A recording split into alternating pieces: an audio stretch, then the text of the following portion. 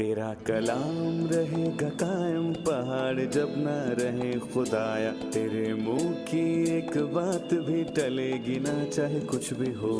तेरी मान दिए है जिंदा सोने से भी कीमती, मेरा दिल ये दे गवाही है ये किताब अजीम।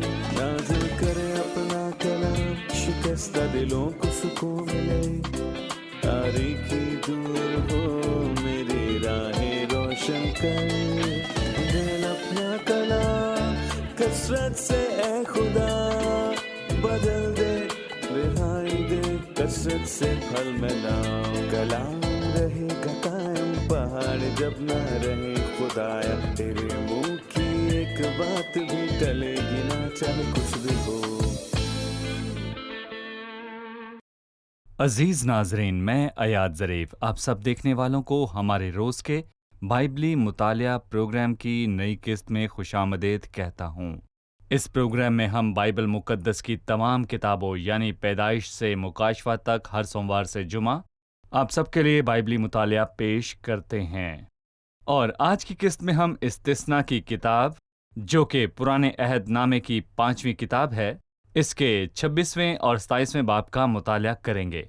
और आज की किस्त में हम सीखेंगे कि ज़मीन के पहले फल की टोकरी या पहले फल से क्या मुराद है। फिर हम दैयकी देने, दैयकी के नजराने पेश करने और इसके मुकासद के बारे में सीखेंगे।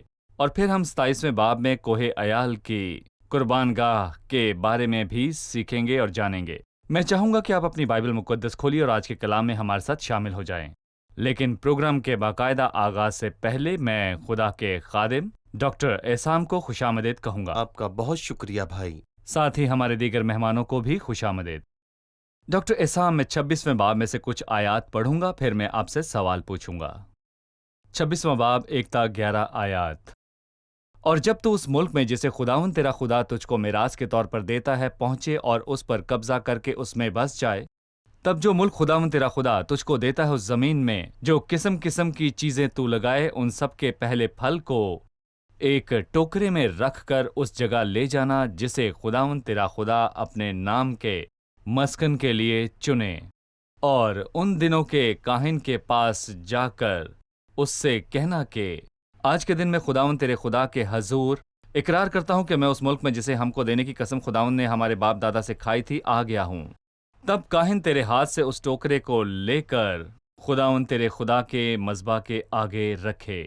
फिर तो खुदावंद अपने खुदा के हजूर यूं कहना कि मेरा बाप एक इरामी था जो मरने पर था, वो मिस्र में जाकर वहां रहा और उसके लोग थोड़े से थे और वहीं वो एक बड़ी और जोरावर और कसीरुल तादाद कौम बन गया।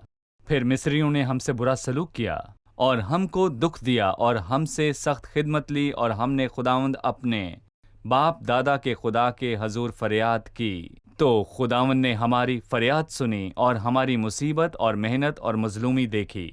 और खुदावंद कवी हाथ और बुलंद बाजू से बड़ी हैबत और निशानों और मौजज़ों के साथ हमको मिस्र से निकाल लाया और हमको इस जगह लाकर उसने ये मुल्क जिसमें दूध और शहद बहता है हमको दिया। सो अब ऐ खुदावंद देख, जो जमीन तूने मुझको दी है उसका पहला फल मैं तेरे पास ले आया हूँ। फिर तू उसे खुदावंद अपने खुदा के आगे रख देना और खुदावंद अपने खुदा को सिजदा करना, और तू और लावी और जो मुसाफिर तेरे दरमियान रहते हों सब के सब मिलकर उन सब नेमतों के लिए जिनको खुदावंद तेरे खुदा ने तुझको और तेरे घराने को बख्शा हो खुशी करना। इन इल्फाज से रूहानी तौर पर हम क्या सीखते हैं जो अब हम तारीखी तौर पर समझ गए हैं? इनका मकसद क्या था? इस बाब से ये नतीजा अक्स करना आसान है कि खुदा ही इस जमीन का मालिक है। सही। और मेरे पास जो कुछ भी है ये उसकी तरफ से तोहफे हैं। और फिर ये कि खुदा वादों का सच्चा खुदा है और वो अपने वादे पूरे करने में वफादार खुदा है। सही। लिहाजा खुदा ने इन चीजों के बारे में जो बातें की, उसने कहा कि उसे इन बातों पर तरजीह होनी चाहिए जब तक आप महसूस करते हैं कि आपकी जिंदगी पर उसका हक है और खुदा तरजीह रखता है। तरजीह हासिल होनी चाहिए। यहां वो कहता है अपने पहले फलों में से लाओ। पिलौठे तुम्हारे नहीं, यहां तक कि जब तुम अपनी पिलौठी भेड़ के बाल कुतरते हो तो वो भी तुम्हारे नहीं हैं। اس کے بال نہ کترو، یہ تمام چیزوں سمیت خدا کا ہے۔ اور یہاں یہ بھی بتاتا ہے پہلا پھل تمہارا نہیں ہے۔ زمین کے پہلے پھل کو ایک ٹوکری میں لے کر کاہن کے پاس جا کر یہ اقرار کرنا۔ پھر اس نے اقرار کو ترتیب دیا۔ پہلا اقرار، خداوند وفادار تھا، اس نے ایک ملک کا وعدہ کیا اور وہ ہمیں اس میں لایا، اور اسی لیے وہ کہتا ہے اقرار کر میں اس ملک میں جسے ہم کو دینے کی قسم خداوند نے ہمارے باپ دادا سے کھائی تھی آ گیا ہوں۔ خداوند سچا اور وفادار ہے، اس نے یہ ملک مجھے دیا کیونکہ یہ اس کا ہے۔ تو پھر اس ٹوکری سے کیا مراد ہے؟ یہ تکمیل کا نتیجہ ہے کہ میں خود سے کچھ نہیں لایا، بلکہ یہ تکمیل کا پھل ہے۔ خدا نے باپ دادا سے وعدہ کیا، پورا کیا، اور یہ پھل ہے۔ دوسرا اقرار یہ کہ میں اس کا مستحق نہیں، تو خداوند اپنے خدا کے حضور یوں کہنا کہ میرا باپ ایک آرامی تھا جو کہ مرنے کو تھا، اور وہ مصر میں جا کر وہیں رہا، اور میں اپنی بنیاد کو اچھی طرح جانتا ہوں۔ میں بھلائی کا مستحق نہیں تھا جو خداوند نے میرے ساتھ کیا۔ پھر تجھے دوسری باتوں میں بھی اقرار کرنا چاہیے۔ جب ہم ذلت اور گمراہی میں تھے، ہم نے خداوند اپنے باپ دادا کے خدا کے حضور فریاد کی، تو خداوند نے ہماری فریاد سنی اور ہماری مصیبت اور مظلومی دیکھی، اور خداوند ہم کو مصر سے نکال آیا۔ لیکن آخر میں اس نے دو اہم باتیں کہیں۔ جب تم جا رہے ہو تو تجھے خداوند کو سجدہ کرنا ہے، جیسے تم ہر اچھی چیز سے محظوظ ہونے کے لیے جاتے ہو۔ یہ عبادت کا ایک زبردست ماحول ہے جس میں ایک پرستار خداوند کی بھلائی میں اس کے پاس جاتا ہے جو اس کی اپنی نہیں، اور وہ کاہن کی موجودگی میں خداوند کی پرستش کرتا ہے، اسے خوش کرتا ہے۔ لہٰذا یہ روحانی اطلاق ہم سے پرستش کے بارے میں بات کرتا پرستش، ہے۔ بالکل۔ تاریخی طور پر جب وہ اس ملک میں داخل ہوئے تو یہی ہوا، اس نے زمین کا پہلا پھل لی اور خداوند کو پیش کیا۔ ترجیح خداوند کی ہے، اور ہم اپنے ٹوکرے خداوند کے سامنے پیش کرتے ہیں، یعنی حمد و ثنا خداوند کو پیش کرتے ہیں۔ خداوند کہتا ہے تم ملک میں داخل ہوگے، یقیناً تم ملک میں داخل ہوگے، یہاں ضمانت ہے۔ یہ خداوند کی وفاداری ہے، صحیح۔ یقین، یہ ہمیں عبرانیوں 13 کی یاد دلاتا ہے۔ پس ہم اس کے وسیلے سے حمد کی قربانی، یعنی ان ہونٹوں کا پھل جو اس کے نام کا اقرار کرتے ہیں، خدا کے لیے ہر وقت چڑھایا کریں۔ یہاں ہم ایک وقفہ لیں گے اور پھر دوبارہ حاضر ہوں گے۔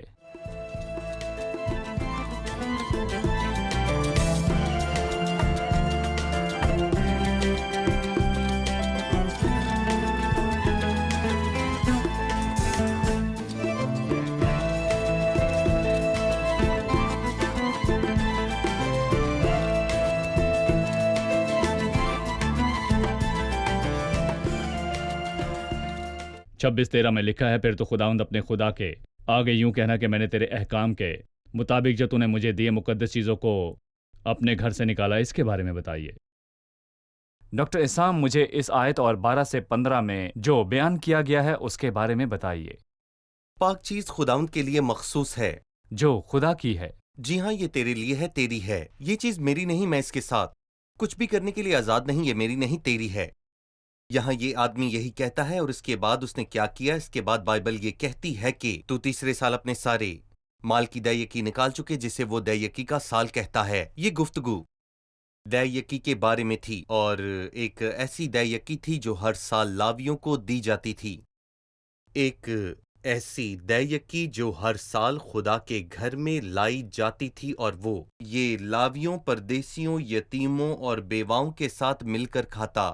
اسے لاویوں، پردیسیوں، یتیموں اور بیواؤں کو خدا کے گھر میں لانا نہیں چاہیے تھا، بلکہ وہ یتیموں، پردیسیوں اور بیواؤں کو اپنے گھر دعوت دیتا، بلکہ وہ اس کی دے یکی سے محظوظ ہونے کے لیے اس کے گھر میں آتے ہیں، اور یہ اس کے لیے نہیں، دوسروں کے لیے ہے۔ دے یکی کی 3 اقسام ہیں، ہر 2 اور 3 سال میں ایک، اور ہر 2 سال میں سے ایک لاویوں کے لیے تھی جسے چھونا منع تھا، اور ایک اس لیے جس میں سب شامل ہوں اور وہ خدا کے گھر میں جاتے ہیں تاکہ محظوظ ہو سکیں۔ اور پھر تیسری وہ دے یکی ہے جو 3 سالوں میں ایک دفعہ دی جاتی، جس میں لاوی، پردیسی، یتیم اور بیوائیں شامل ہیں، اور اس سے محظوظ ہونے کے لیے انہیں گھر میں دعوت دیتا۔ وہ دینے کے بارے میں بات کرتا ہے۔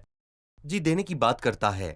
لہٰذا خدا کو قربانی پیش کرنے کے بعد پہلے حصے میں حمد کی قربانی، پھر نیکی کرنے، بانٹنے اور نذرانے کے بارے میں بات کرتا ہے، اور یہ دونوں انسان کے اندر نئی فطرت کا کام اور سرگرمی ہے۔ بالکل صحیح، شکریہ۔ لیکن اس کو کسی اور بات سے مربوط ہونا چاہیے، جبکہ وہ آیت 14 میں کہتا ہے کہ آیت 13 میں نے تیرے احکام کے مطابق کیا، میں نے تیری کسی حکم کو نہیں ٹالا اور نہ ان کو بھولا۔ آیت 14، اور میں نے اپنے ماتم کے وقت ان چیزوں میں سے کچھ نہیں کھایا، ناپاک حالت میں ان کو الگ نہیں کیا۔ میں نے خداوند اپنے خدا کی بات مانی اور جو کچھ تو نے حکم دیا اسی کے مطابق عمل کیا۔ پاکیزگی کی حالت میں، پاکیزگی کی حالت میں میں دل کی خوشی کے ساتھ بلا خوف فیاضی کی قربانی پیش کرتا ہوں۔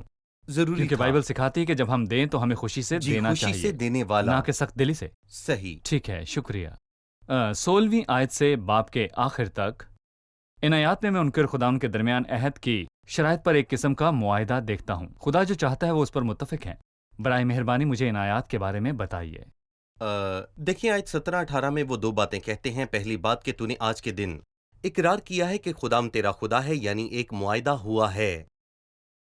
تو نے آج کے دن اقرار کیا ہے کہ خداوند تیرا خدا ہے اور تو اس کی راہوں پر چلے گا۔ جب تک تم نے خداوند کو اپنا خداوند ماننے کا وعدہ کیا ہے اور لکھا ہے اس کے آئین اور فرمان اور احکام مانے گا اور اس کی بات سنے گا، آیت 18 میں وہ اس سے جواب دیتا ہے، اور خداوند نے بھی آج کے دن تجھ کو جیسا کہ اس نے وعدہ کیا تھا اپنی خاص قوم قرار دیا ہے، اور اس نے تمہیں اپنے خاص لوگ قرار دیا ہے اگر تم وہ کام کرتے ہو جیسا کہ پہلے کہا گیا ہے۔ خداوند نے جو احکام دیے تو ان کو ماننے کے لیے راضی تھا۔ یہ باب اقرار کے ساتھ ختم ہوتا ہے، اور اسی وقت خدا اس بات کا اعلان کرتا ہے کہ تم میرے خاص لوگ ہو جیسا کہ اس نے تم سے وعدہ کیا۔ صحیح، شکریہ ڈاکٹر احسام۔ اب میں 27ویں باب کی طرف بڑھوں گا۔ مجھے اس باب کے بارے میں بتائیے، یہ باب کس کے بارے میں بات کرتا ہے؟ 27ویں باب میں جب وہ ملک میں داخل ہوتے ہیں تو کوہ عیال پر کیا کیا جائے وہ اس کے بارے میں واضح بات کرتا ہے۔ دوسری بات، اس میں ان برکتوں اور لعنتوں کی بات کرتا ہے جو کوہ عیال پر ہونی چاہیے۔ کوہ گرزیم پر برکات کوہ اور عیال کوہ پر عیال لعنتیں۔ پر لعنتیں۔ میں چند آیات پڑھنے کے بعد آپ سے سوال پوچھوں گا۔ پھر موسیٰ نے بنی اسرائیل کے بزرگوں کے ساتھ ہو کر لوگوں سے کہا کہ جتنے حکم میں آج کے دن میں تم کو دیتا ہوں ان سب کو ماننا، اور جس دن تم یردن پار ہو کر اس ملک میں جسے خداوند تیرا خدا تجھ کو دیتا ہے پہنچو، تو بڑے بڑے پتھر کھڑے کر کے ان پر چونے کی استری کرنا، اور پار ہو جانے کے بعد اس شریعت کی سب باتیں ان پر لکھنا، تاکہ اس وعدے کے مطابق جو خداوند تیرے باپ دادا کے خدا نے تجھ سے کیا اس ملک میں جسے خداوند تیرا خدا تجھ کو دیتا ہے، یعنی اس ملک میں جہاں دودھ اور شہد بہتا ہے، تو پہنچ جائے۔ سو تم یردن کے پار ہو کر ان پتھروں کو جن کی بابت میں تم کو آج کے دن حکم دیتا ہوں کوہ عیال پر نصب کر کے ان پر چونے کی استری کرنا، اور وہیں تو خداوند اپنے خدا کے لیے پتھروں کا ایک مذبح بنانا، اور لوہے کا کوئی اوزار ان پر نہ لگانا، اور تو خداوند اپنے خدا کا مذبح بے تراشے پتھروں سے بنانا، اور اس پر خداوند اپنے خدا کے لیے سوختنی قربانیاں گزراننا، اور وہیں سلامتی کی قربانیاں چڑھانا اور ان کو کھانا، اور خداوند اپنے خدا کے حضور خوشی منانا، اور ان پتھروں پر اس شریعت کی سب باتیں صاف صاف لکھنا۔ میں آپ سے اس بارے میں جاننا چاہتا ہوں کہ جب وہ یردن پار کریں گے تو وہ پتھر لائیں گے اور ان پر احکامات لکھیں گے، لہٰذا اس دن کیا ہوگا اور اس کا مقصد کیا ہوگا؟ خداوند ہمیشہ اپنے کام کو آنکھوں اور دلوں پر کندھا کرنا چاہتا ہے تاکہ یہ مٹ نہ جائیں۔ اس لیے اس نے کہا جو پہلی چیز تمہیں کرنی ہے وہ یہ کہ یہ کلام ہر وقت تمہاری آنکھوں کے سامنے رہے۔ صحیح۔ اس لیے اس نے ان سے کہا تو بڑے بڑے پتھر کھڑے کر کے ان پر چونے کی استقاری کرنا، یعنی چھوٹا پتھر کام نہیں کرے گا، اور میں کہوں کہ بڑی یادگار بنا، مگر ان پر شریعت کے یہ الفاظ کندھا کرنا، تاکہ جو کوئی یہاں سے گزرے چاہے وہ آ رہا ہو یا جا رہا ہو، ہمیشہ یہ الفاظ ان کی آنکھوں کے سامنے رہیں۔ لیکن اس کے علاوہ کوہ عیال پر آ کر تمہیں ایک کام اور کرنا چاہیے، اور وہیں تو خداوند اپنے خدا کے لیے پتھروں کا منبع بنانا اور اس میں کوئی لوہے کا اوزار نہ لگانا، اور تو خداوند اپنے خدا کا منبع بے تراشے پتھروں سے بنانا۔ لہٰذا پہلا کام یہ کہ وہ شریعت کو بڑے بڑے پتھروں پر کندھا کریں گے، اور وہ بے تراشے پتھروں سے منبع بنائیں گے اور ان میں لوہے کا اوزار نہیں لگے گا۔ پھر وہ اس منبع کے بارے میں کہتا ہے اور اس پر خداوند اپنے خدا کے لیے سوختنی قربانی گزارنا اور وہیں سلامتی کی قربانی چڑھانا۔ پس جب تم ملک میں داخل ہو تو یہ سب کام کرنا اور ان کو کھانا، اور خداوند اپنے خدا کے حضور خوشی منانا، اور ان پتھروں پر اس شریعت کی باتیں صاف صاف لکھنا۔ صحیح، یہ خدا کے احکامات کو یاد کرنے کی دعوت ہے کہ احکامات آنکھوں سے پوشیدہ نہیں ہیں، بالکل کہ وہ ضمیر کا انصاف کرنے کے لیے ہمیشہ آنکھوں کے سامنے رہیں۔ صحیح۔ اب میں اگلے حصے کی طرف بڑھوں گا جو کہ 9ویں آیت سے ہے۔ لکھا ہے، پھر موسیٰ اور لاوی کاہنوں نے سب بنی اسرائیل سے کہا، اے اسرائیل خاموش ہو جا اور سن، تو آج کے دن خداوند اپنے خدا کی قوم بن گیا ہے، سو تو خداوند اپنے خدا کی بات سننا اور اس کے سب آئین اور احکام پر جو آج کے دن میں تجھ کو دیتا ہوں عمل کرنا۔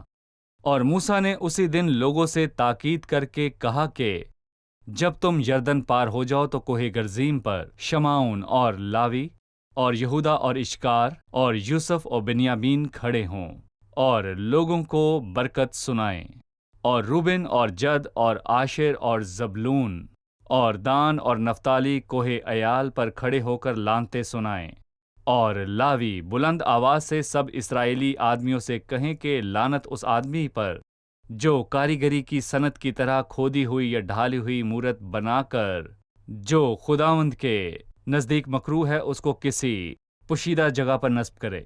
और सब लोग जवाब दें और कहें आमीन। लानत उस पर जो अपने बाप या माँ को हकीर जाने, और सब लोग कहें आमीन। लानत उस पर जो अपने पड़ोसी की हाथ के निशान को हटाए, और सब लोग कहें आमीन।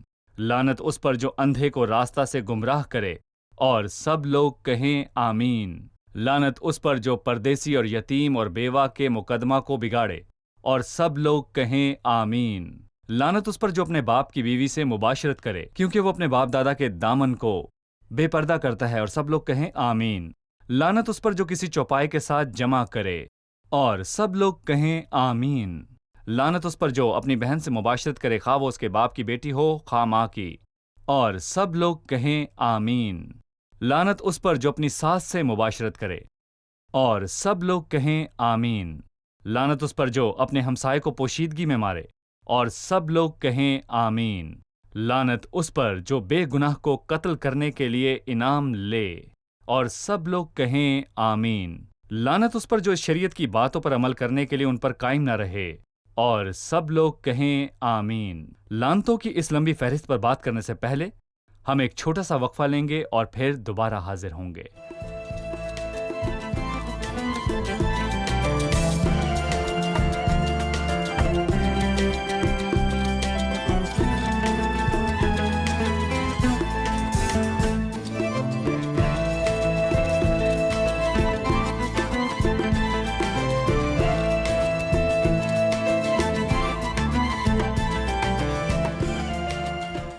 इन आयात में हम लानतों के बारे में पढ़ते हैं, लिहाजा बरकतों का जिक्र क्यों नहीं किया गया? जी, ये एक अहम सवाल है, एक अच्छा मुशाहिदा। दरहकीकत ये अच्छा मुशाहिदा जी, है। यहाँ बरकत का जिक्र नहीं, पर वो अल्फाज हैं जो कहे गए।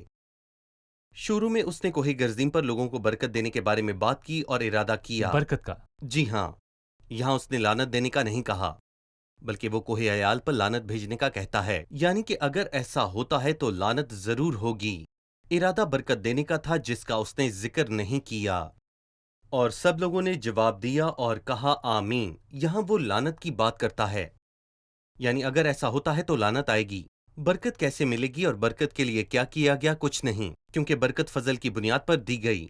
इसके बाद वो मुख्तलिफ बरकत पर बात करेगा। बरकत की इकसाम और बरकत की वजूहात में बहुत फर्क है। इस बाब में वो लानतों की वजूहात के बारे में बात करता है जो बहुत ज्यादा हैं, और बरकत की वजूहात फजल में है, इंसान में नहीं। फजल की बुनियाद पर इंसान कैसे बरकत पाता है? क्या मकसद बरकत देना है तो क्या वो देगा? जी हाँ, जरूर देगा। तो उसने इसका जिक्र यहाँ क्यों नहीं किया? क्योंकि बरकत की वजह इंसान में नहीं बल्कि खुदा में है। और मैं यहाँ कहना चाहूंगा कि बरकत जरूर आएगी, पर ये कैसे आएगी? और कोहे अयां पर, यहाँ कोहे अयां पर क्या है? लानतें। लानत है। कोहे अयां पर सोख्तनी और सलामती की कुर्बानियां की गईं। मंबा कहाँ है? ये भी कोहे अयाल पर है। क्योंकि कोई है जो लानत बर्दाश्त करेगा। उनका यहाँ जिक्र किया गया है। वो ये कोहे अयां पर बर्दाश्त करेगा क्योंकि मंबा भी वही है। खुदा सोख्तनी और सलामती की कुर्बानियों की बुनियाद पर बरकत नाजिल करेगा, मेरे ख्याल में जिसका जिक्र उसने आयत 6 में किया। सही। आपने जिक्र किया है कि कोई है जो ये लानतें बर्दाश्त करेगा जिनका ऐलान कोहे अयाल पर किया गया बिल्कुल। था। मुझे उसके बारे में बताइए जिसने सलीब पर लानतें बर्दाश्त की। कोहे कलवरी पर कैसे उसने सबके लिए लानतें बर्दाश्त की, वो लोग जो शरीयत को जारी ना रख सके।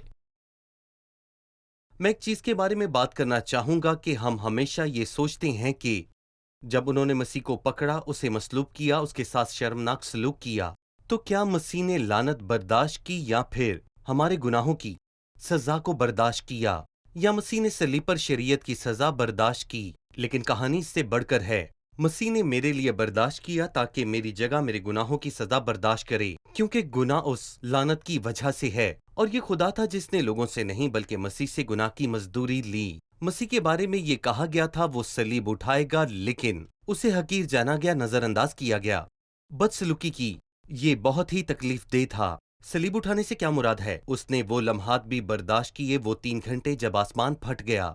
ये लोगों ने नहीं किया था क्योंकि उन लम्हात में अंधेरा था, पूरी दुनिया में अंधेरा था। तो फिर क्या हुआ? उन लम्हात में आसमान खुला था ताकि खुदा की आग उतरे। ए तलवार गुनाह की बेदार हो। मजदूरी। ए तलवार बेदार हो मेरे चरवाहे और इंसान के खिलाफ, या उसने आलमे बाला से मेरी हड्डियों में आग भेजी। ये गुनाह की मजदूरी है, ये लानत है। बस गुनाह की मजदूरी वो नहीं थी जो मसीह ने बतौर शहीद इंसानों से ली, बल्कि वो थी जो उसने खुदा की तरफ से बर्दाश्त की जब उसे छुड़ाया गया और उसने कहा, मेरे खुदा तूने मुझे क्यों छोड़ दिया आखिरी 3 घंटों में। और जब खुदा ने उस पर अपना अजाब नाजिल किया। आप बताना चाहते हैं कि दर्द की 2 इकसाम हैं? एक दर्द जो उसने लोगों के हाथों बर्दाश्त किया, वो सारा दर्द जो उसे लोगों से मिला, वो बतौर रास्तबाज शहीद था। उन्होंने उसे कोड़ों की मार कफारा जी, नहीं। उन्होंने उसके हाथों और पैरों को छेदा, उन्होंने उसके सर पर कांटों का ताज पहनाया। ये सब जो उन्होंने उसके साथ किया, इसका कफारे से कोई लेना देना नहीं। ये सब वो दर्द था जो इंसान ने उसे दिया, क्योंकि वो एक रास्तबाज शख्स था। लेकिन अंधेरे के 3 घंटों के दौरान कफारे का दर्द था, या कफारे का वो दर्द था जो खुदा ने मसीह को दिया।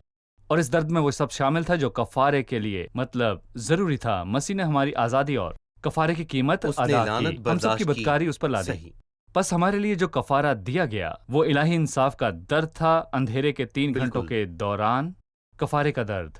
ये हमें पुराने अहदनामे के एक मंजर यानी कश्ती की याद दिलाता है, जब बड़े समुंदर के सब सोते फूट निकले और आसमान की खिड़कियां खुल गईं, पानी ऊपर और बह नीचे रहा से है। आ रहा है। सलीब पर लोगों की तरफ से दर्द दिया जा रहा है और खुदा के हाथों से दर्द आ रहा है जो मुंसिफ जज है। और गोया मसीह कोहे अयाल पर लानत बर्दाश्त करता है और हमारी जगह सजा बर्दाश्त करता है। बिल्कुल। ठीक है, लेकिन मसीह के लानत उठा लेने के बाद हमारे लिए क्या बचा? हमारे हमारे लिए लिए क्या क्या बाकी बाकी रहा? रहा? सुख्ती और सलामती की कुर्बानियों के नताइज। ये क्या है? ये वो तमाम बरक़ात हैं जिनका मसीह मुस्तहिक है। इस जबरदस्त फरमाबरदारी के नतीजे में तमाम ईमानदार इसमें शामिल हो गए। हमारे गुनाहों को माफ करने के लिए मसीह काफी है। और ये सिर्फ गुनाहों की ही माफी नहीं, बल्कि मसीह हमारा मिलाप दोबारा बाप से कराता है। मसीह ने हमारा हाथ पकड़कर हमारी हैसियत बदल दी और हमें दोबारा बेटे और बेटियां बनाया। आप गौर करें, आप में बहुत सी चीजें होंगी जो खत्म हो चुकी हैं, और यहाँ इलाही सखावत, इलाही आज़ादी की फरावानी है। वो हर ईमानदार को दी गई है जो मसीह से मुंसलिक है। ये मसीह की खूबियों के नताइज हैं, ना कि हमारी खूबियों के।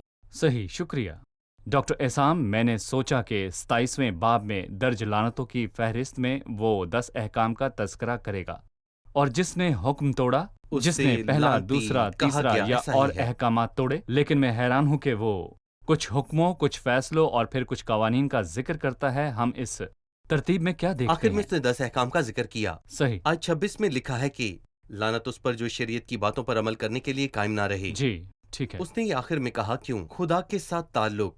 मैं कहूंगा कि यहाँ खुदा के साथ ताल्लुक 10 अहकामों का मामला नहीं। पहले वो सबसे अहम चीज के बारे में बात करता है जो खुदा के हकूक हैं। फिर उसने कहा, इसको किसी पोशीदा जगह में नस्ब कर। जी, यानी जबकि कोई ये जाहिर कर रहा हो कि वो खुदा की इबादत करता है, जबकि अंदर उसके घर में बुत रखा है। ये मकरूह है। जी हाँ, वो लानती शख्स है। कोई नहीं देखता लेकिन खुदा देखता है। जी, फिर वो एक और अहम चीज का जिक्र करता है, जो अपने बाप या माँ के साथ तौहीन में सलूक करता है, और ये रिश्ता खुदा के फौरन बाद आता है। सही, बस पहले नंबर पर खुदा के साथ ताल्लुक में रियाकारी पोशीदगी में ये करना है, और नंबर 2 बाप और माँ की तहकीर करना है। फिर लालच, वो जो अपने पड़ोसी की हद के निशान को हटाए और फिर जरूरतमंदों को हकीर जाने जिनकी मदद के लिए कोई नहीं, जैसे अंधे, परदेसी और यतीम। और फिर वो पाकीज़गी के बारे में बात करता है, लानत उस पर जो झूठ बोलता है। ये एक बड़ा हिस्सा है और इसकी तस्दीक करने के लिए पाकीज़गी की बहुत सी इकसाम है, और इसका आसान तरीका मुश्किल है। सब लानत के मुस्तहिक हैं। फिर वो शख्स की सख्ती के बारे में बात करता है जो अपने हमसाय को पोशीदगी में मारे, और फिर वो वफादारी के बारे में बात करता है जो रिश्वत लेता है, यानी कि वो जिंदगी के तमाम पहलू और इंसानी मामलात के तमाम दर्जों का तस्करा भी करता है। पर सबसे पहले खुदा है, और फिर माँ और बाप हैं, आखिर में शरीयत है।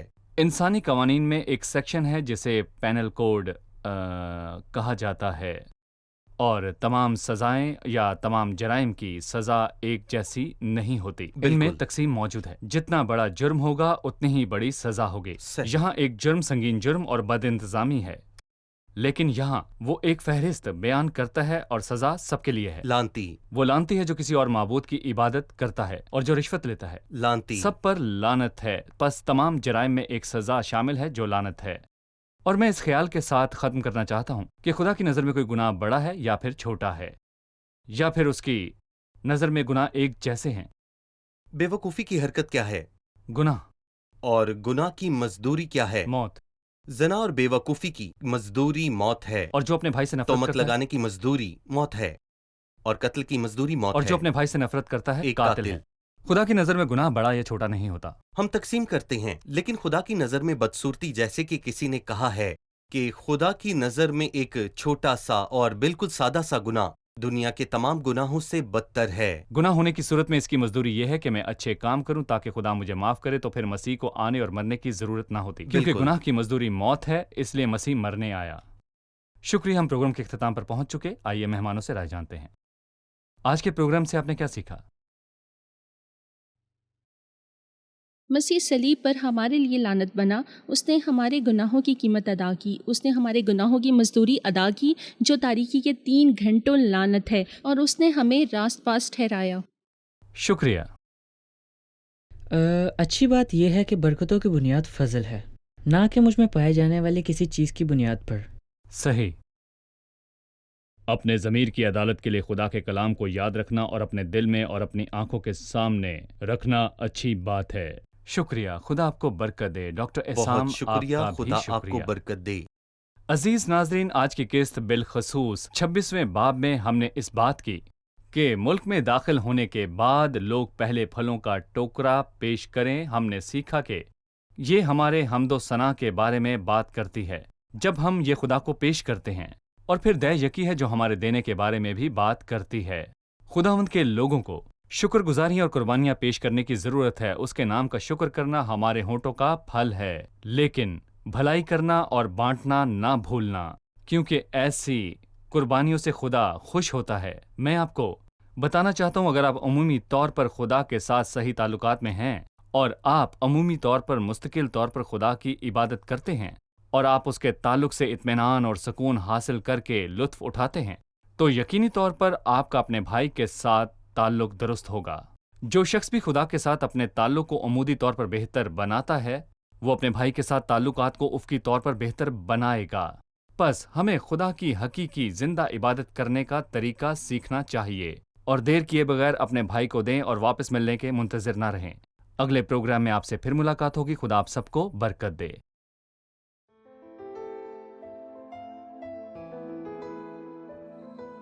تیرا کلام رہے گا قائم، پہاڑ جب نہ رہے خدایا، تیرے منہ کی ایک بات بھی ٹلے گی نہ، چاہے کچھ بھی ہو۔